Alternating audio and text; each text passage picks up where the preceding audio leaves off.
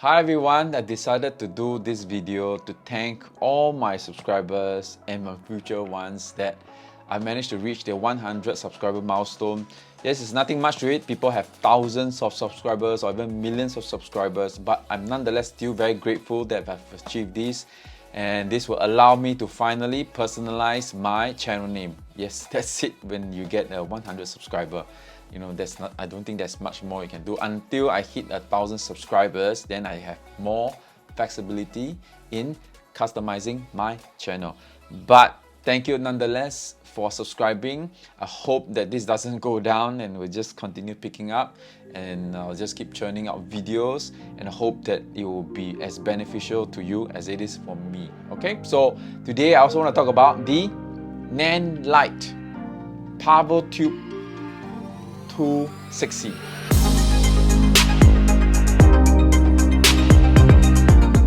So this light has caught my attention. I've always wanted the light tubes, you know, the tube lights, which I've seen in some of the reviewers. They have these nice, big, long lights which they always use to accentuate their background. So I've all along been only using the Aputure MC. I've attached some of the links to all these in my description below. So if you want to go and have a look, you can click and see what would you like. So I've always been using these Aputure MC RGB lightings to accentuate my background. So I thought maybe now I could try out the Nanlite. This does seem to be, some people may think that, yeah, this probably is enough to accentuate. But I kind of find that the throw of light for this PavoTube to be like a larger area. So it seems to throw light better, compared to the Aputure. Yes, not by much, but this creates, because of the size, right, this gives a more like a spotlight kind of a feel. But a fluorescent or tube light style of light would definitely cover a much larger area. So in the box for this Nanlite, it comes with like a wrist guard, I don't know what you call this, it's just for you to hang, and it comes with a 1/4 inch screw at one end. So this 1/4 inch screw can just fit onto the 1/4 inch track on the Nanlite. Again, this also creates another point of flexibility where you can just mount it onto your camera top.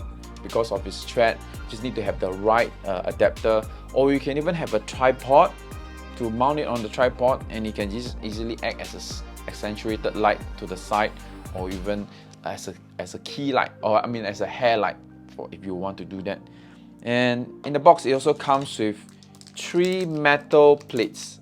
These metal plates are for you can put masking tape or duct tape to the wall, and because the PavoTube already has magnets built in at the sides, okay, so you can easily just mount this onto the plates and place them in whatever position you want using the duct tapes. Okay, so it's very flexible. You can create lots of lighting conditions that you want.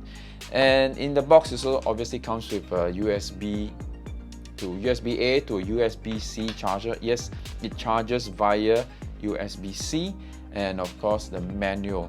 I've tried to figure out whether any app can control this. It does seem to have an app that can control, but it's a bit fiddly and it's in Chinese. It's not because it's in Chinese, it's just that it appears that you need to have another Wi-Fi controller box to be able to communicate. So I'll probably explore that further, but at this point in time, you can only change settings, the hue, via the control panel on the Nanlite itself. So there are a couple of controls here.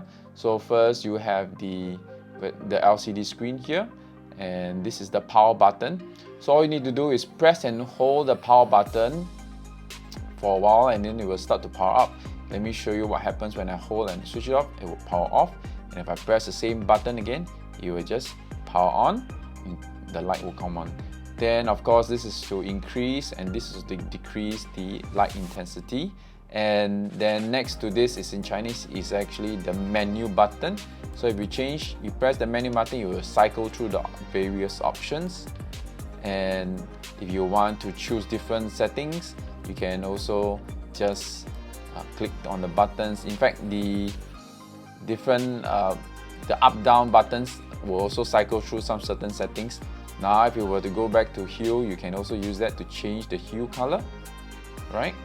So basically all the information can be located on this panel here, and you can do all your settings via this mode without the need of an app. Of course, an app would be nice if you could fine-tune the settings quickly, and the aperture does allow you to control its lighting conditions using the app. So you can also use the panels here to change the colors to your liking, but it's not a deal breaker for me. I find that usually once I set my lighting, it will always be at that condition unless I want to brighten up the scene or something, and I just already have the button to increase or decrease the intensity. So moving on, I want to talk a bit more about the specification of this guy. It's about 25 cm long, it weighs around 260 grams. It has a CRI of 95. So CRI is a color rendering index. So it basically is a measurement of light of how it affects the appearance of a color. So in layman terms, it's probably how accuracy the light, the color reproduction is. So 100 is the top, so at 95 is rated pretty well. So you can get good color reproduction, okay? And its battery life is rated between 1 to 10 hours. The 10 hours is probably at the lower setting. I've not tried that, but if you were to start at 100% intensity, this guy will last you maybe at about an hour or a little bit more. It really depends, okay? But it's rated for that, and it does have a nifty indicator on the LCD panel that shows you how much time left for the light. So that is very helpful. And overall, I feel this guy is very well built. It really is very handy. It could really add to your various lighting condition. I can't wait to try this out in my next videos when I start shooting with these guys. At the moment, it's just here, and I hope this will accentuate the aperture MC lighting. I've attached again links below to what I've described. So if you'd like to know more, just head on down the description, click on it, and explore and buy one and try for yourself. Okay, so thank you again for subscribing to my channel. I hope I will really move this channel. Yeah, I know it's a long journey for YouTubers like us, but nonetheless, thank you for watching, and I'll see you in the next one. Oh yes, I forgot. There is a very handy bag for you to put the light itself. Okay, see ya.